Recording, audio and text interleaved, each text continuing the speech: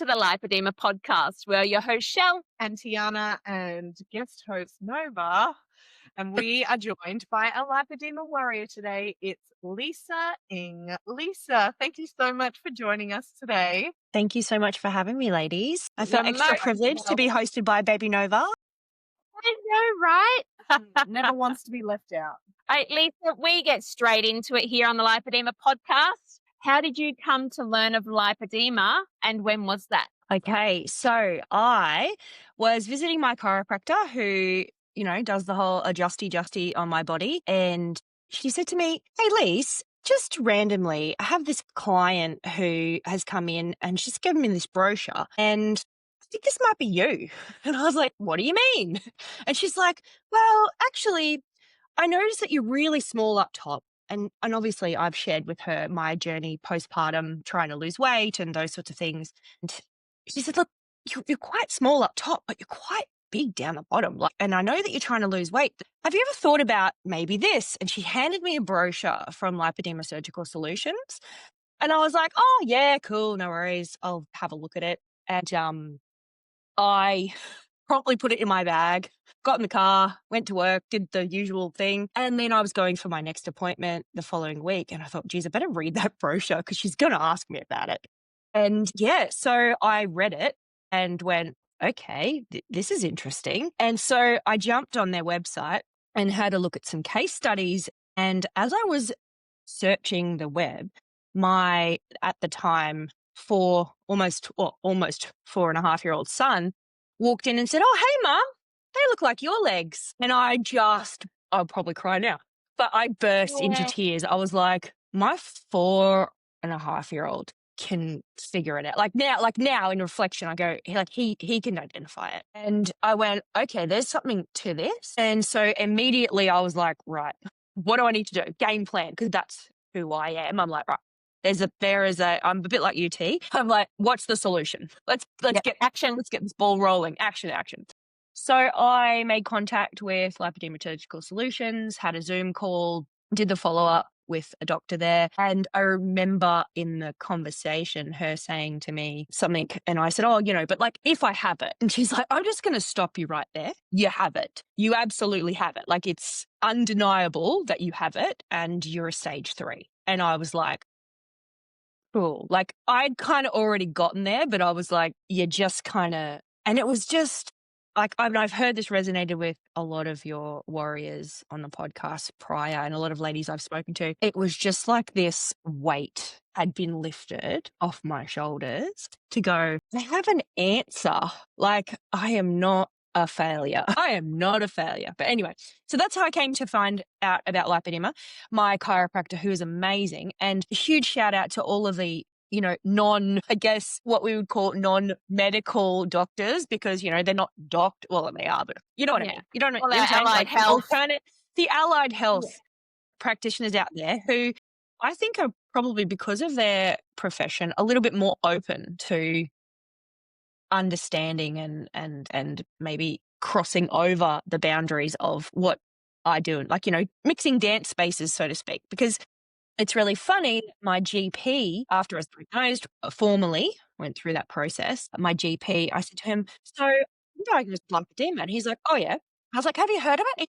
I was like, "Do you have any patients with it?" He's like, "Oh yeah, I have another lady." And then I kind of it took me a little while to process. So I've been sitting in front of you for years. 4 years, friend. And you've not said a word. And it just took my chiro, this chance encounter to go, hey, don't even know if it's you, Lise, but maybe you need to look into this. And yeah, so there you go. Really long, short. Yeah. And so when was that? Did you say when that was? Yeah, so that was about April 24. So this is just last year. And yeah, and then I was diagnosed in May 24. Yep. And I had my first surgery in October 24. Yep. I had my arms done with Dr. Tio down the coast. And then I've only recently just had my legs done with Dr. Paul Belt in Brisbane. Oh, okay. Yeah. All right. Yeah. But we'll get into that. I want to go back just a step. Sure. Had it flagged with you anywhere that you were disproportionate and there might be something wrong? Like, had you gone to doctors before with pain, with bruising, with heaviness, with fluid, with anything? No. And Okay. the reason for that is that in my family, and now I understand why, but in my family, there are some heavy bottomed ladies. And I remember hearing stories when I was younger of my grandfather, so my mum's father, his sisters, they were these big kind of ladies. And it was just kind of the thing. And then my dad is really tall, like he's like over 6 foot. And my mum is like just barely 5 foot. And so I kind of went, oh, well, I'm just kind of like the lengthened out version of these short, dumpy women that we have in our family. And yeah, okay, I really need to just, be better at life and eating and health and things like that because it's in my genes. And yeah, so I hadn't looked at it from a what I now consider to be typical lipedema symptoms, but I had looked at it from a pain perspective. So ironically now, I need 2 knee replacements. And that is probably because in my 20s, I punished myself consistently and punished my body consistently to try and be thinner. And yeah, so I wasn't looking at it because I had lipedema symptoms. I was looking at it from I can't seem to shake this baby weight. So yeah, so I've just to give you a little bit of background, I struggled to have my baby. So I got married in my early 30s and my husband and I wanted to start a family, and it was quite a lengthy journey for us. And everyone would just look at me and go, you need to lose weight. You need to lose weight. You're overweight. Well, so in 2018, at my absolute heaviest, because obviously you go on this emotional roller coaster, I had bariatric surgery, and I got to where my OB said I needed to be to have IVF. I said to him, look, I want to wait. I want to try naturally for 6 months. Still couldn't fall pregnant naturally. And then I had 2 babies, which is fantastic. Very close together. They're 17 months apart. So the sort of the point I'm trying to get to there is that for me, it was just always about weight. Like it was always about weight. And so then when I was postpartum and I couldn't lose the weight, and I was like, what is this?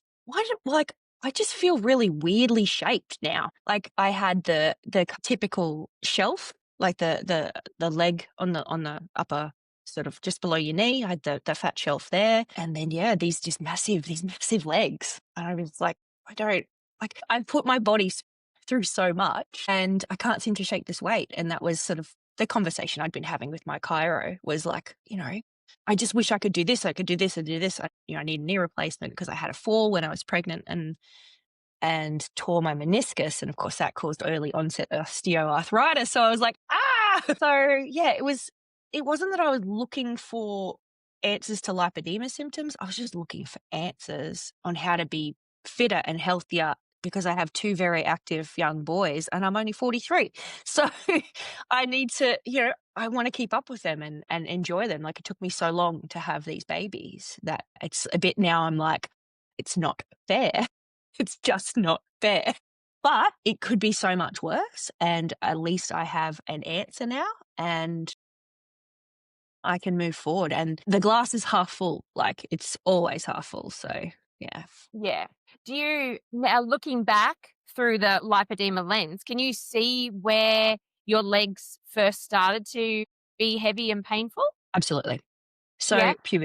puberty, like, and you hear it, like it's a common theme. I went from being this like not a bean pole, but I was very slender to suddenly having these thighs. And it was like, as soon as puberty happened, okay, we've got to get onto Lisa's weight. She's ballooning up. Like it's all the chocolate she's eating because all the hormones and, all of those sorts of things. So it was very much, and that was when it started. It was just consistent. Like my MLD, she has a brochure, which I carry with me everywhere because when people ask me, I just go, here's the brochure. Like, have a look. And I can literally pinpoint decades in my life where I've gone through the stages. And definitely puberty, there was a really stressful time for me, when I was just as we were getting married. And obviously that whole trying to conceive. And I think there was some progression there. And then the big one for me was pregnancy.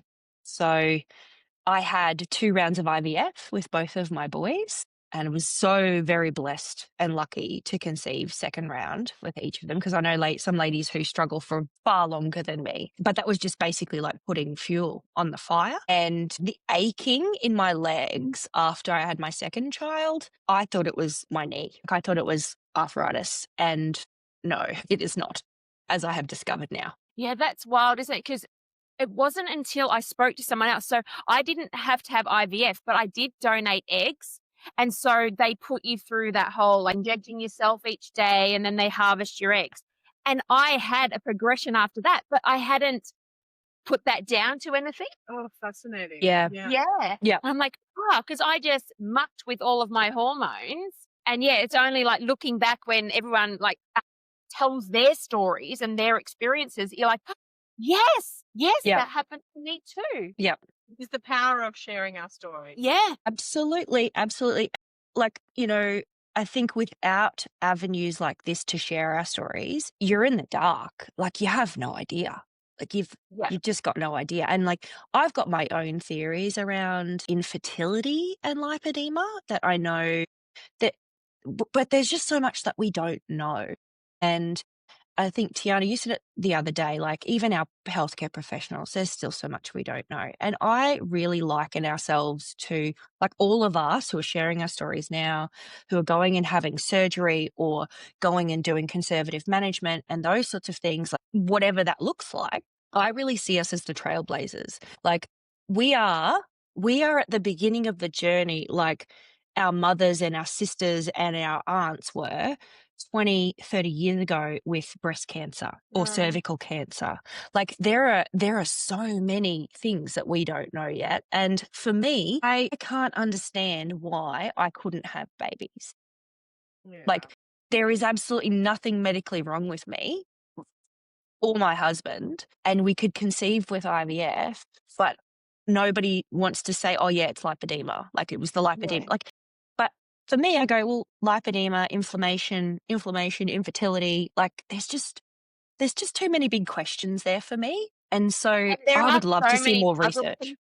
Yeah. I think there's too many variables, too many puzzle pieces. And that's why even looking at lipedema, it's such an individual disease. We are Absolutely. all so individual. So I Absolutely. reckon there would be absolutely a community of women who faced infertility as well. And yeah, there would definitely be some linkage in there. I suppose if it's driven hormonally, then you would think that your hormonal journey is not optimal, and then the less optimal your hormonal journey is, the more affected perhaps, creating a child or housing a child in your belly would be as well. I mean, I'm very blessed to not have fertility issues and was very blessed to have 2 pregnancies that were done, in the way that we all hope that it was done. But I have many a friend, lipedema or not, that struggle with infertility. And that journey in and of itself is so impactful to how we perceive ourselves and our body. Just that Absolutely. thing that you expect that your body to just do isn't doing. And I can only imagine how difficult that would be to manage. Yep. I guess if you put into that like mast cells and what's that other gene, the MFRF, MTFR? Gosh, I don't know. that one, that affects infertility. And I saw that somewhere in the lipedema community the other day, that's a thing. So yeah. So like all I want to do is encourage people to continue to share like that, because as you said, we're not all the same, and we are a complex set of experiences and symptoms and solutions that, there's just so much we don't know. And the more people can share about it, then the more research we can do. Like, because it's so important. I just can't, like, it's just so important. Yeah. It is. And I think, the benefit of hearing your story and the women that we have on this podcast is like it creates a full picture of a person that just happens to have lipedema and how they manage their lipedema within their entire life. And that's really helpful practically, because we are more than just our disease, and we need to learn how to live alongside our disease and work out how to support it. When you think all these tools not only are expensive but time consuming, how does one person fit these things into their day? And that's what I find the most helpful about talking through with multiple people like yourself, which is the best segue to our next question. Because we want to know how you are managing your lipedema now. Yeah. So I guess I have bridged both worlds of surgical and conservative. But I would have to say, like, hands down, number one, my go-to, the thing I can do consistently every day for myself is compression. And I It's hate just it. I love it. I love it because when I'm wearing my compression, I'm 10 foot tall and bulletproof, right? Like my knees don't hurt. I can walk up my stairs one leg after the other. Like I have a 2-story house. Oh my gosh. I can not run. Like my running days are gone and done. And they're over. But I can keep up with my children better. I can be a better mum. I can be a better wife. I can be a better business owner. I just feel better. And I can feel the actual difference. For me, like for what would essentially be the cost of a cup of coffee every day, I can have custom compression stockings that make a noticeable and impactful difference in my life every day. That's hands down number one. I love how you put that, Lisa, because that's so true. A coffee is about $5 or more a day. And a compression garment is about $800, one compression garment. And so you're right. I can't do math right now, but I'm pretty sure that that's spot on. Yeah. I think I worked it out. My compressions are around 1,200 because I get a few extra things like zips and, different kind of waistbandy things and stuff. But yeah, I think I worked it out to be about a cup of coffee a day. Because it was funny, I saw Claire and Joe recently after my surgery. 22 weeks. 22 weeks. So less than 6 months. There you go. There you go. But then There you when go. you think about it, practically, you probably need more than one pair because you're wearing and washing Absolutely. and wearing and washing. So like, They could last 12 months. yeah, $2,400 for a $1,200 pair, 2 pairs of garments. Again, the maths isn't mathing right now, but yes, less than a cup of coffee. Love that. Absolutely. That's such a great message. And I think for me, like, just the difference that makes, like the sacrifice of doing that, I think I went straight into custom compression. So I just want to put that caveat out there. I've never known like off the shelf because I was so big. It just wasn't even an option. Like they're like a hug. Like they're just like, I hate having to get in them every day, right? It's really annoying, but they're just so good. Like they just feel so good. And I think that's the difference between off the shelf and custom. Like they're made for you, like anything, right? When something is made for you, it just feels so much better. So I think I get a better result because they are custom. But I appreciate that not everyone can afford custom. But yeah, that's my one go-to. In terms of other, honestly, Shell, game changer. I was wearing them. I had 2 pairs of custom, but then that was like 18 months ago and I haven't replaced them. So I bought off the shelf and I don't like them. And so if you don't like them, you don't want to wear them, do you? Oh. No, you don't want to wear them. And like I have a pump, like I have a pump, like leg pump. I don't have a lympho press. I want to get a lympho press. I do MLD regularly. So it's almost like therapy for my brain and my body. Yeah. I'm there like every week. In fact, that's where I met Tiana. I was like, oh my gosh, fangirl. And So you're a Lisa girl too. In the waiting room. yeah, Lisa I was like, I'm trying not to fangirl right now. It's her. She's here. It's really her in the flesh. I dry brush, so I have my Chelsea Jean gloves. I do that. I try and eat well.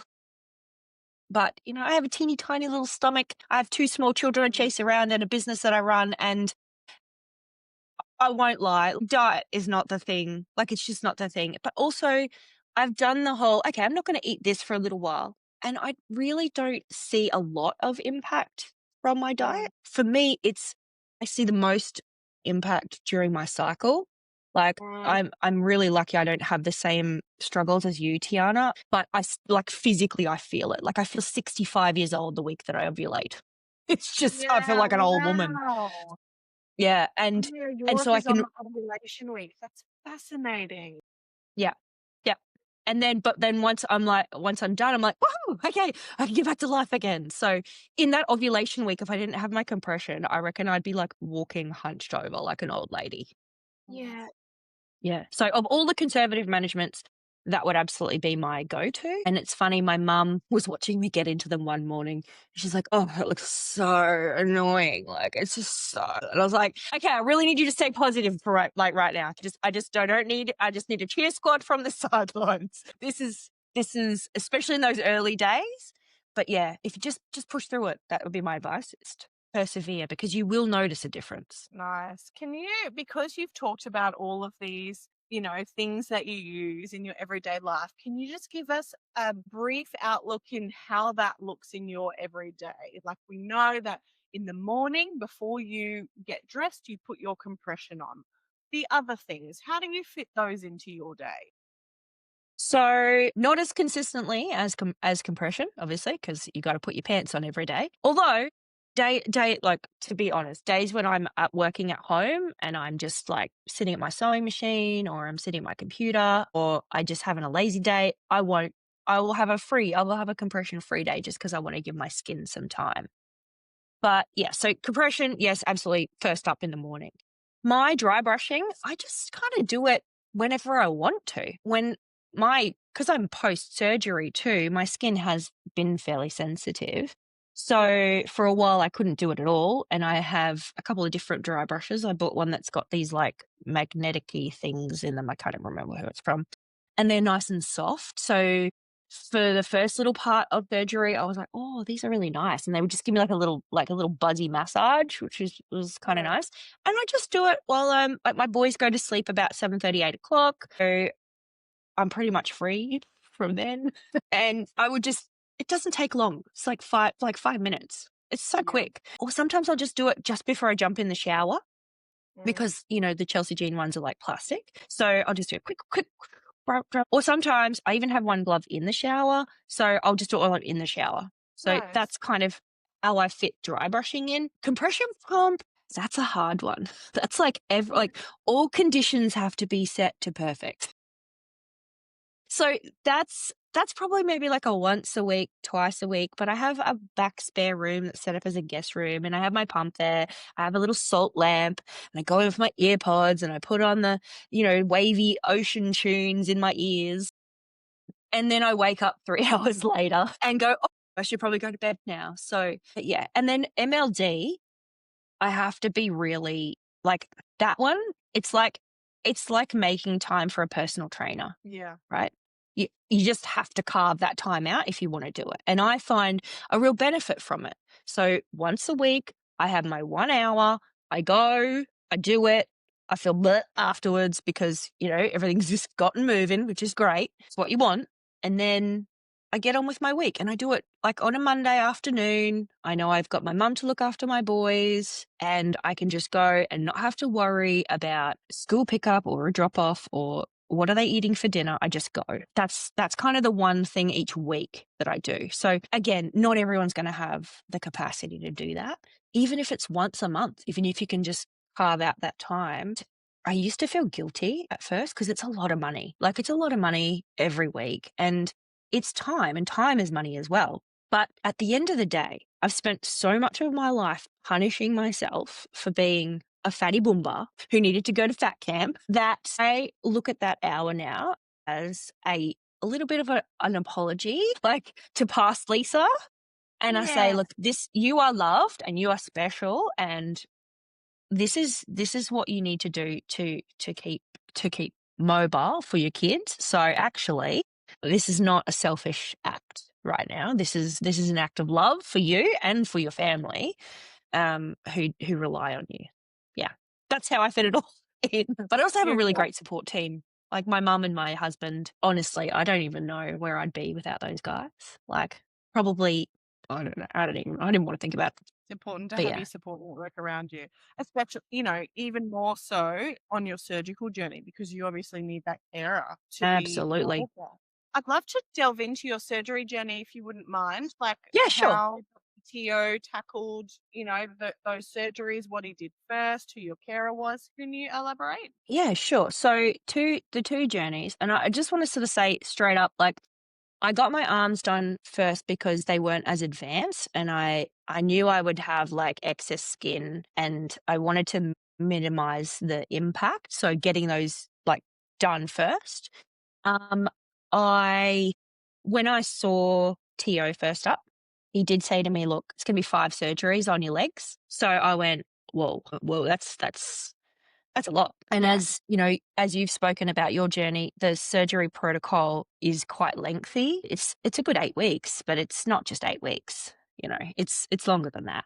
And so I did that in October. My recovery was pretty textbook. I was really lucky. I didn't have any complications, and I now have what I call bat wings because they got a fair amount out. I don't talk about how much they took out because I feel personally that it drives the wrong message of it's not about, because for me it's not about what you take out, it's about what you leave behind. And we all need fat and we can't take all of it out. So for me it's like I guess it's a little bit of PTSD from trying to lose weight all those years. It's not about how much weight you lose. It's actually about how you feel and how you look and what your energies levels are. So for me, it's not about literage of lipedema fat, and because also how much of it is actually lipedema and how much of it's normal fat. Like you don't know, and you're not going to get it all. And you guys have heard all of those cliches. Yeah. So for me, I did the surgery. It was 1 for my arms, and it was going to be 5 for my legs. And so I thought, okay, well, I'll go through that. Came through pretty good. Man, was I bruised? Like black and blue. We spent 10 days on the coast because we were in Brisbane, so we couldn't really come home. I could have come home earlier because my recovery was so good. And yeah, it's like that was great. I still though to now still have a lot of sensitivity in my arms. And yeah, I'm not going to speak ill of anybody. Like I don't know why that is. I'm not sure. Yeah.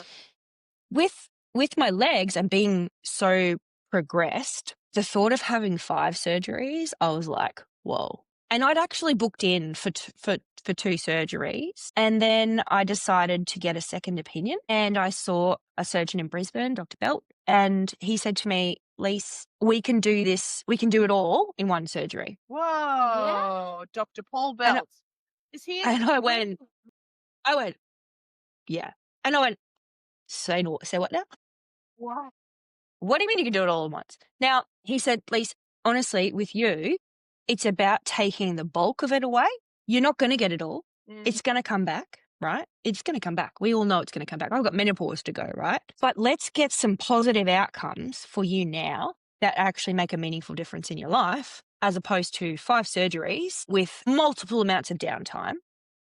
And the impact on my family, the cost, the expense, like in terms of money, I'm already ahead of the game. And he's a plastic surgeon.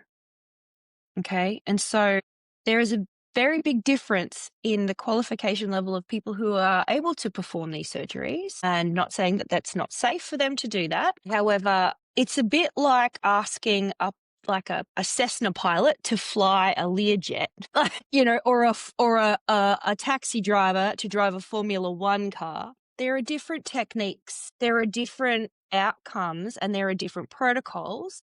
And my biggest message for anyone out there considering surgery is 1, don't drink the Kool-Aid. Okay. You do not have to have surgery now.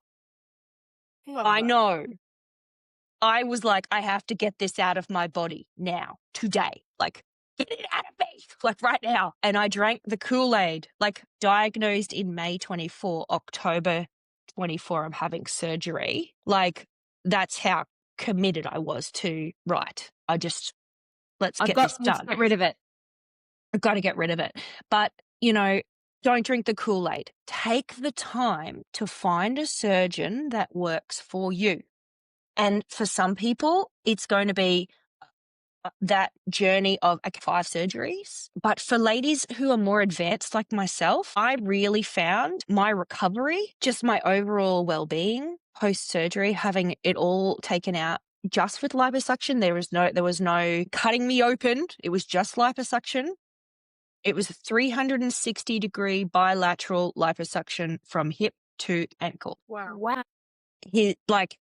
I cannot fault him, but he's not going to be right for everybody. Okay. Yeah. So in the way that Tio is not going to be right for everybody, in the way that the guys over in, like I know my MLD talks about there are guys in Spain, like there are guys in Germany, there are so many different surgeons. Take the time. We are, as you said, Shell, we are all so different. We all have such different symptoms, different bodies. Find the person that works for you. Yeah, you've got to resonate with them because you're putting your health in their hands. And like someone who speaks very direct to me, I love that. I love that authority.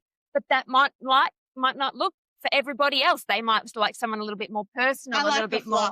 You like the fluff. I like the fluff and fluff. the affirmations. Yeah, I'm like, nah, just tell me what's going on. Let's do it. Yeah. See, so we'd have completely different surgeons as well. Absolutely. And, for me, like I went back multiple times then after, because it was like, whoa, 1 surgery, 5 surgeries. I had so many questions. Like, how is this a thing? Like, how can this be? And so I had so many questions and ask all the questions. But yeah, I think especially at an advanced stage, putting my body through so many general anesthetics when I already had so many medical procedures with IVF and that sort of stuff. I'm like, is there a limit to how much general anesthetic I can have before I actually lose my mind and it becomes like Swiss cheese, and the impact of that on my family too. So I'm getting, I wouldn't say quick wins because surgery is not a silver bullet, but it has certainly alleviated a lot of the symptoms. And now I actually go, oh, that's knee pain. That's knee pain now. My knee pain for the first 4 weeks post-op was not there at all. I didn't have any knee pain. It was like I didn't even need new knees. So it really gave me that opportunity to go, that's osteoarthritis. Yeah. So they're the kind of two. Yeah. So I've actually I'm done pretty much in terms of surgery. I know I'll have to go back again, probably for some skin excision. And for me, I don't want to be Elle Macpherson. Like I've always been a curvy kind of girl, and that's okay for me. I just want to be happy and healthy and comfortable. And that was what my surgery journey gave me from 2 different perspectives. Yes. Love that. Yeah. Yeah. That's what it's all about. Being able to live our best lives, whatever that looks like for us. Yeah. Absolutely. Absolutely. Lisa, we are down to our last question. I'm ready. You ready? I'm ready.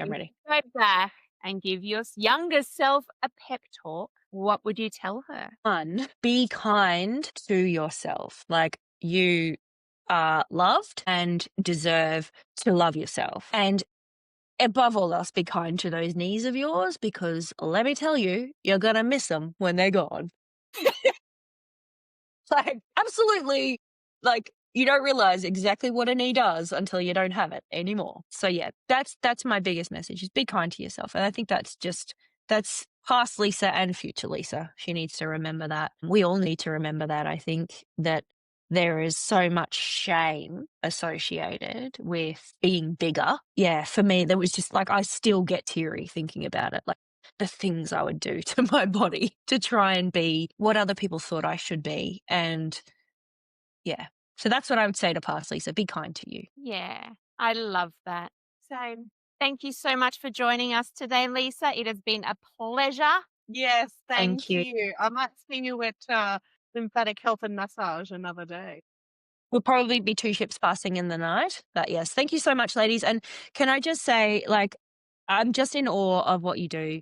The fact that you're out there being advocates and championing the way. So thank you so much for what you give to our community and just keep fighting the good fight. Thank you. We love it. Yeah. And thank you, baby Nova. You're a lovely little host. You've been very good.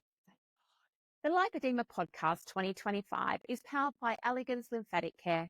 Lipoedema and its symptoms vary from individual to individual. The opinions and advice voiced in this podcast are of a personal nature and used for educational purposes. Please take away from this podcast what resonates with you, and please see your GP or preferred specialist for diagnosis and healthcare. We are Shelley and Tiana from the Lipoedema Podcast. Until our next episode, bye for now.